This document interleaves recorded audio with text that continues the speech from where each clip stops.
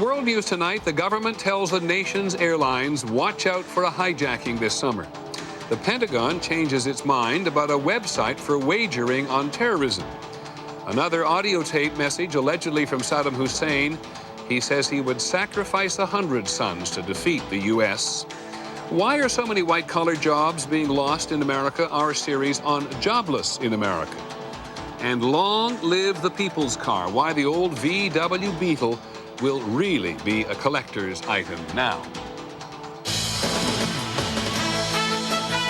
From ABC News World Headquarters in New York, this is World News Tonight with Peter Jennings. Good evening, everyone. We're going to begin tonight with summer in the age of terrorism. The Department of Homeland Security has sent a warning to the airline industry that it should be on the lookout for a potential hijacking this summer. And the government seems to believe that Al-Qaeda is that active. And the warning is pretty general. But it is a warning from the government that the government knew would be made public. Here's ABC's Pierre Thomas. The bulletin obtained by ABC News warns the airlines about a specific Al-Qaeda plot. 5-man teams each would attempt to seize control of a commercial aircraft, either shortly after takeoff or shortly before landing. The time frame for a possible attack, any time between now and the end of October. Possible targets, Great Britain, Italy, Australia, and the U.S. East Coast. The government has advised the airline industry to reassess its security. They should take a look at all of their security practices and determine, are there any holes? Do we need to plug them? According to the bulletin, hijackers may try to calm passengers and make them believe they are on a hostage, not suicide mission. The hijackers may attempt to use common items carried by travelers, such as cameras modified as weapons. The advisory ABC News has learned is based on intercepted phone calls and emails from known Al-Qaeda members and suspects detained and questioned by the Saudi Arabian government. Some analysts say the new intelligence could be bogus. Whenever a government, either the United States or an allied government, is interviewing a detainee or a prisoner from a terrorist group, you have to think that one of the strong possibilities is that they'll be misleading you. Today, many passengers were frustrated that the government did not release the information to the public. I think they should give everybody, all the travelers out there, the full information so they have the full story. Many security analysts believe even with all the new airport security in place and all the money spent, another terrorist attack is still very possible. Pierre Thomas, ABC News, Washington. There will be more about the warnings and their credibility later this evening on Nightline. Well, the fallout from terrorism was front and center at the White House today. The foreign minister of Saudi Arabia, Saud al-Faisal, had a meeting with President Bush that Saudi Arabia had virtually demanded a week ago, right after the Congress released its report on the 9/11 attacks. 28 pages of the report were not published. And the Saudis are angry that their critics in Washington have been quick to say that the unpublished material implicates the Saudis. ABC's Kate Snow, whom we welcome to this broadcast, reports tonight on how the visit went.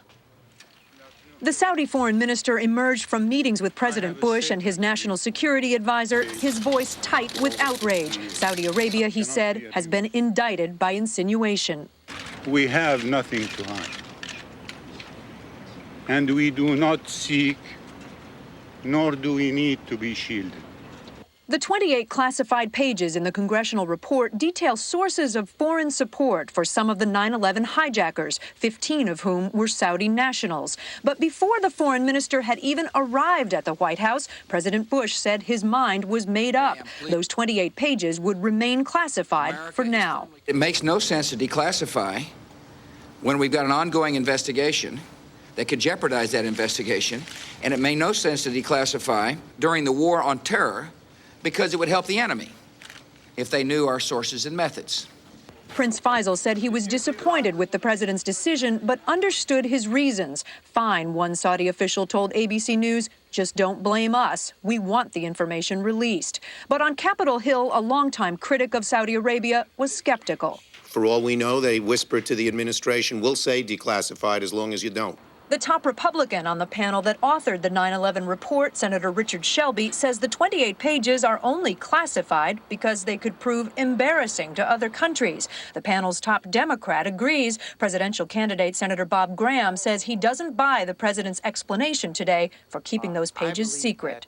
The American people have a right to know who our true friends and allies are and who our enemies are in the war on terror. They won't know that until there is as full a disclosure as possible. With all of these voices now calling for the release of those 28 pages, the White House is under pressure, but they are not bending. Everyone from the president on down, White House officials saying this is not a matter of politics, but a matter of national security. Peter. Thank you, Kate. Kate Snow at the White House today. The Arab television station Al Arabiya today broadcast a new audio tape. It said was from the Iraqi leader Saddam Hussein. On the tape, a man refers to the deaths of Uday and Qusay Hussein, indicating at least the message was recorded very recently. ABC's Martha Raddatz reports tonight from the Pentagon. If Saddam Hussein is on the run after the deaths of his two sons, he is apparently stopping long enough to taunt the United States and rally the opposition. In this fifth tape, which is believed to have come directly from the Iraqi leader, Uday and Qusay Hussein are referred to as martyrs. The voice saying if he had 100 sons, he would have sacrificed them the same way by virtue of duty and right. Uday and Qusay are praised for the courageous showdown with the enemy that lasted a full 6 hours. Saddam Hussein has never been known as a religious man, but this tape, like those in the past, makes repeated references to the greatness of Allah. He may feel he's very close to his own arrest or death, and he's trying to identify himself with Islam and the Arab cause, to turn himself into a martyr or a hero. Today, the Pentagon downplayed the Iraqi leader's influence. I think the general assertion or